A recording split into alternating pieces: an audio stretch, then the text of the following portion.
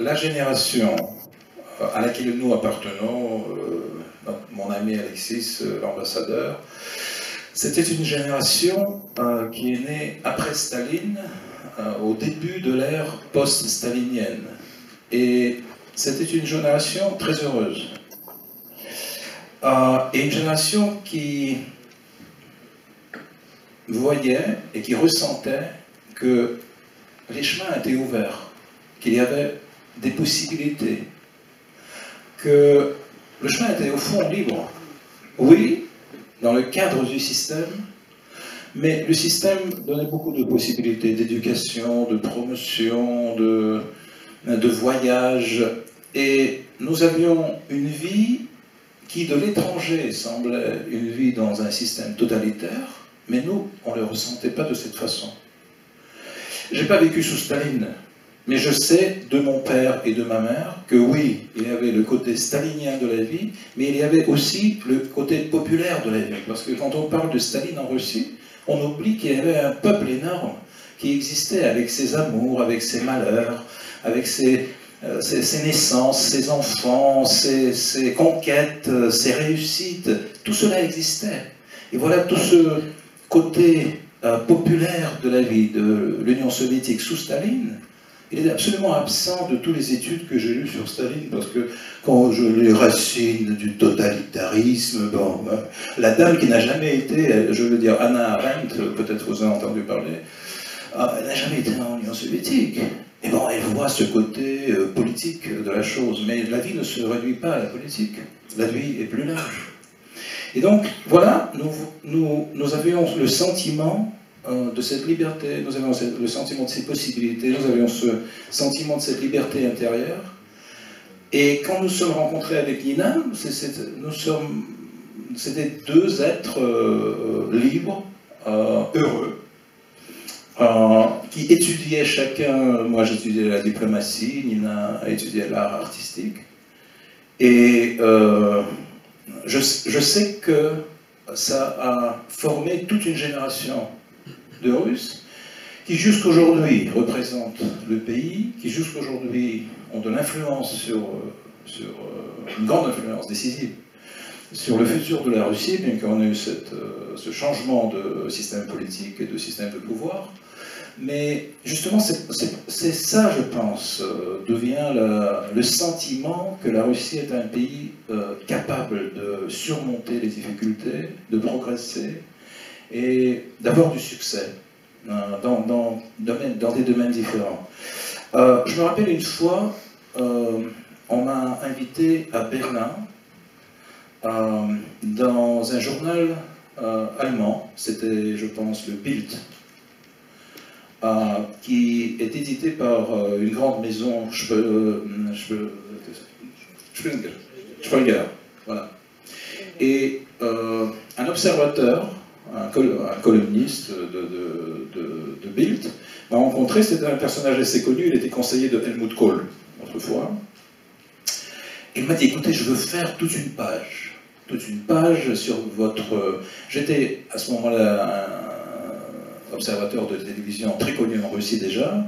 Il m'a dit, je veux parler de votre vie, comment elle a évolué du temps de l'Union soviétique jusqu'aujourd'hui, de la nouvelle Russie démocratique. Donc je vais faire un grand tableau.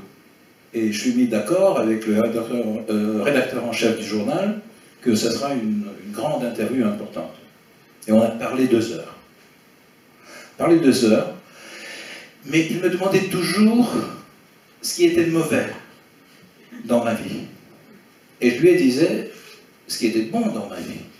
Parce qu'à vrai dire, il n'y avait pas beaucoup de choses qui auraient été mauvaises dans ma vie. Oui, je n'avais pas de demeure, de château, de yacht, de Mercedes, mais je ne suis absolument pas sûr que c'est le plus important. Et donc je me disais qu'on se rencontrait, on s'aimait, on voyageait, on allait dans la montagne, on faisait de la descente, on allait à la mer, oui, pas nécessairement à la mer Méditerranée, mais il y a la mer Noire, il y a la mer Baltique, il y a la mer Caspienne, il y a les montagnes du Caucase. Et je voyais que le plus je parlais, le moins heureux il était. Parce qu'il avait une autre idée en tête. Et en fin de compte, cette grande interview n'a pas apparu. Et je l'ai appelé à bout de 3 mois ou quelque chose.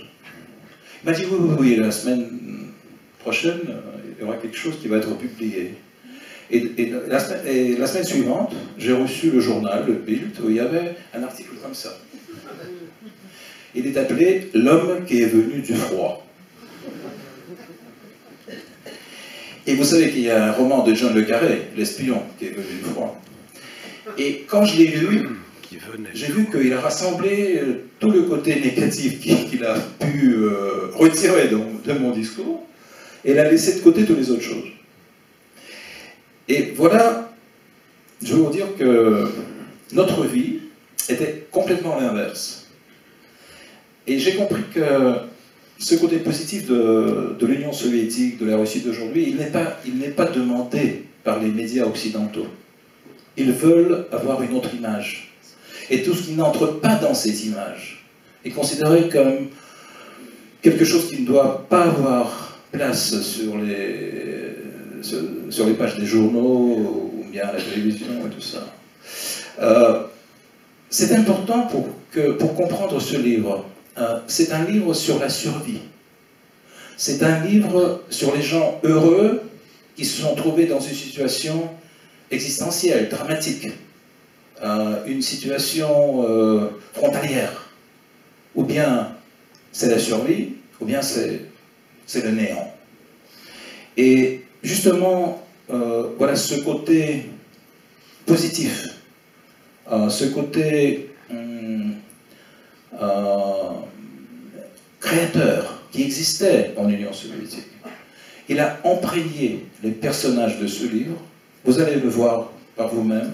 Chacun d'eux s'est heurté à cette frontière entre l'Union soviétique et la Nouvelle-Russie. Et comme vous savez, c'est jamais romantique, les révolutions. C'était une révolution politique que nous avons vécue.